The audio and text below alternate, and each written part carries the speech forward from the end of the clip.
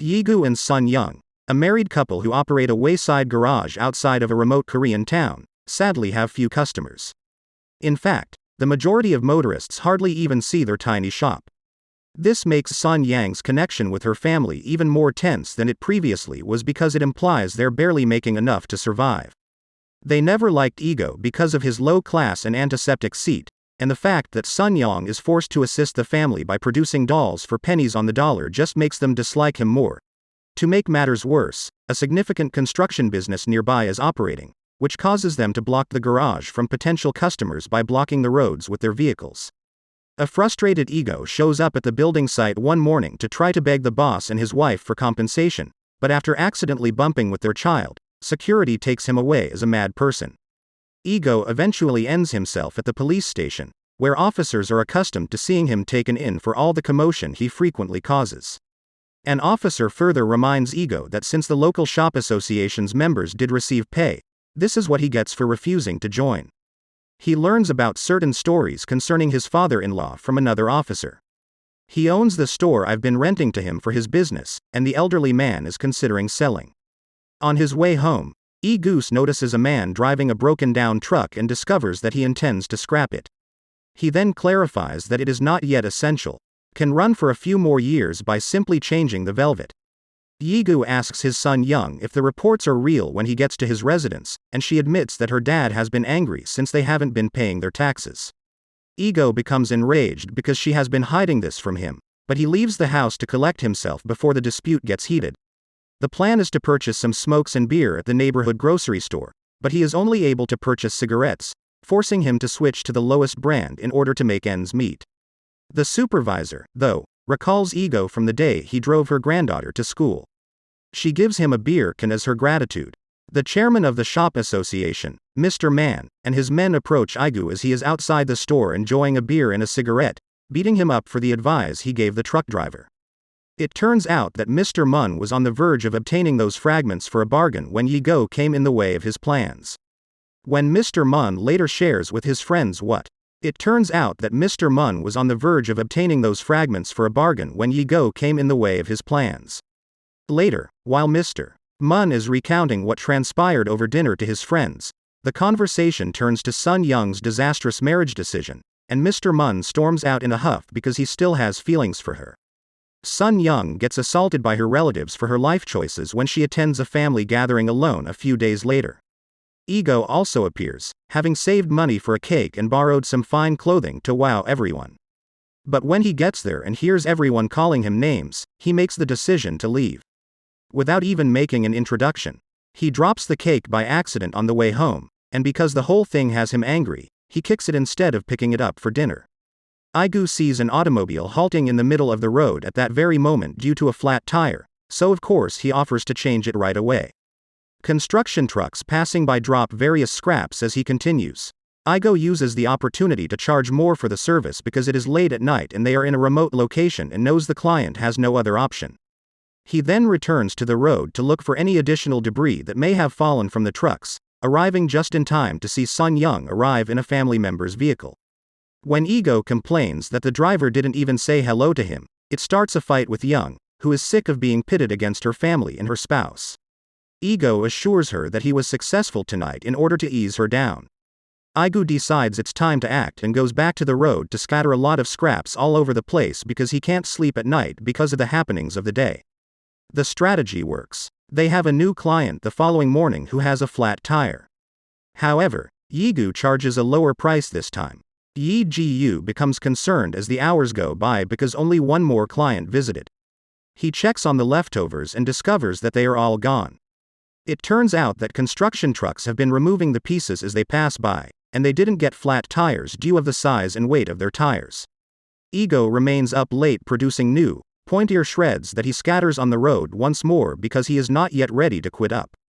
Young, who disapproves of the notion that these fragments could cause an accident or get Yigal imprisoned, finds him this time. However, he changes his mind after realizing that all the motorists on this road are wealthy tourists who often avoid difficulties by paying bribes, proving that it is acceptable to con them. Igu also notes desire to accumulate money to purchase the shop from his father-in-law as a concluding point to his case. As the days go by and she sees the money this concept generates, Sun Young's initial cynicism gradually fades, allowing them to finally purchase better food. One morning, you notice that your car is the latest victim of a flat tire. Sun Young offers her a drink and some company while you are still doing your job to keep her happy. While paying because of their lower social standing, Yuri is extremely condescending to them, and when she learns that Sun Young only earns 5 cents for every $10, she buys one for $10 out of sympathy. Outraged at being treated like a charity case, Sun Young going all out at last. It aids him in presenting his case for why he must demand such a high fee only for clothing replacement. She starts to show more support for her husband's idea after that, bringing him beverages while he collects scraps and even confessing that she would kill for some cash to dress like Yuri. Sun Young offers some suggestions to improve the plan late at night while accompanying you to the road to hold the flashlight while you drop the scraps. For example, you could nail the scraps to the ground rather than returning every night to replace them. They are discovered one evening by a police officer who is perplexed as to their whereabouts on the road at this time. But they immediately disarmed him by claiming that he was using the police car for personal purposes because he wasn't wearing a uniform and had a girl with him. Since they're staying under the radar for a few days following their run-in with the police, the pair doesn't have any clients the following morning. But since Sun Young has gotten her payment for the dolls, they decide to indulge themselves with it. I go to the grocery shop to buy beer and pay off his debt, taking the opportunity to celebrate by giving the youngster a ride on his scooter. For the first time in years, Sun Young also does her hair in the salon. Mr. Man soon learns that the couple is now doing well financially, and he starts to grow uneasy. Once dusk had fallen, with a drill in hand, Aigu and Sun Young return to the road and drive their first nail into the pavement. The new strategy is successful, and Sun Young she is free to purchase whatever many outfits she like, but he won't be spending much because he wants to focus on purchasing the shop. In the meantime, Yuri learns that her child has been taken. She finds the doll she purchased from Sun Young and accuses the pair of being con artists when the police question her about anyone who might be holding a vendetta against her. Insufficient proof, in the police chief's opinion, prevents their arrest. However, things quickly change when one of the policemen mentions that the pair was acting strangely on the road the previous night. In a short period of time, the police locate Aigu and take him into custody, but they choose not to apprehend Sun Young since they have heard that he is the main suspect after causing a disturbance at the construction site and tripping the youngster. Sun Young's father is required to be present as the shop's owner while the police search the business while Aigu is being questioned at the station. However, instead of assisting and encouraging his daughter, he repeatedly insults her ego and claims that Sun Young is reaping what she has sown. In the end, there is no proof to be uncovered, and Yigu is released without being charged. In apology, the police chief offers to drive him home. While at first he appears to comprehend his predicament, soon he is admonishing Yigu to defend himself and quit causing trouble for his soldiers. The next morning, I get his tools prepared to hit the road again because they've been losing money while he's been away. Unable to persuade her husband to take a break, a young woman fears about her husband and the prospect of being discovered. Mr. Mun agrees to alternate rounds with his brother, the police officer, because he is still certain that Aigu is concealing something and that the police can do nothing without evidence. Monitoring the garage pair, Mr. Moon observes Sun Young the next time she visits the road to hammer a nail into it, and after she leaves, he discovers the nail. He must now devise a strategy for utilizing this information to his advantage. The garage couple's business is picking up again now that the nails are out, and since they can afford to eat out, they don't hesitate to indulge themselves. On their way to the hospital one day, an elderly couple asks Yigu for a discount but he still charges them the full amount. The same day, Mr. Mun approaches Sun Young at the grocery store and admits he is aware of the nails. If Sun Young wants him to keep the information a secret, he asks her to come see him privately. Nobody of them has trouble falling asleep when it gets dark. Due to his constant thoughts of his own deceased parents, Ego feels bad for overcharging the elderly couple. Furthermore, Mr. Mun's potential actions worry Sun Young. Yi Ji-yu responds that he would stop before the individual reported his scam to the authorities after posing as a young person who wonders what they should do if someone ever found out about their con. The next day, Sun Young carefully considers how much their lives have improved as a result of this strategy before making the most difficult choice of her life. She visits Mr. Mon and agrees to engage in sexual activity with him in the backseat of his car in order to secure his quiet. Mr. Mon then instructs his brother to stop watching the garage pair. Sun Young feels extremely guilty about paying for Mr. Mun's blackmail. In order to distract herself from her problems, she accepts an invitation to go shopping from some old acquaintances. Even though it is really late when she finally makes it home, she looks completely different thanks to her new hairstyle and countless adorable clothes. Ego laments the absence of a homemade dinner, but Sun Young ignores him and takes a shower with a hazardous solvent because she doesn't have enough money to buy a clean feeling. Sun Young does not give in to her tears until Yugu has gone to sleep. A few days later, an automobile wreck occurs close to the garage in a rice field. Yugu hurries to the road to remove the nails, anticipating the arrival of the police, when he sees a man exiting a car. This man immediately flees after realizing he is not alone, as if he were at fault. As a result of checking the car, Yi Go finds the kidnapped youngster.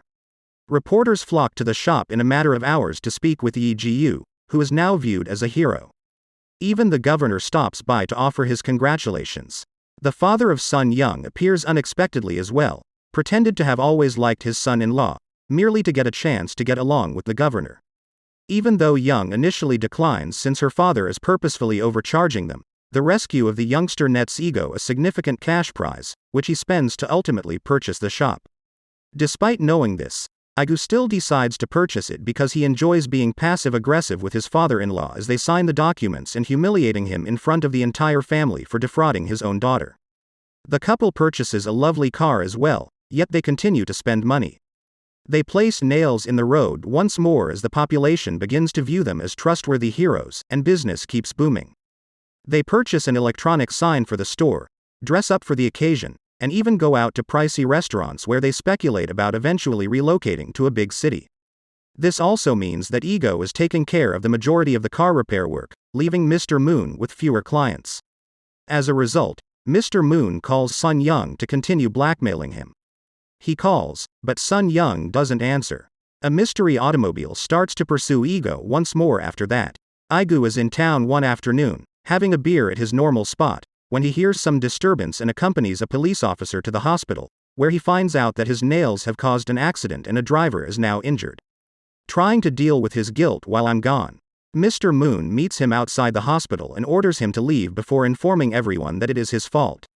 Startled, I get in his car to drive home and break down in tears when he thinks of Sun Young, which suggests that she has known about Mr. Mun her entire life. Speaking of Sun Young, he drags her home where he tries to find the cash she's been saving to burn it off while she continues to place nails in the middle of the road. Young, who is trying to stop him while sobbing, is forced to admit what she did in order to keep Mr. Munt quiet. Some young people would rather enjoy the money than allow her effort to be in vain given what it has already accomplished. Ego hurries to the road to remove the nails because it is so overburdened with guilt and pain, but the nails have already done their job and are so many that it is impossible to dislodge them. The following morning, while Sun Young is still enjoying her new clothes and cosmetics, Ego borrows a truck and drives it down the road in the hopes that the weight of the vehicle will permanently bend the nails. The last. I appreciate you coming. Bye.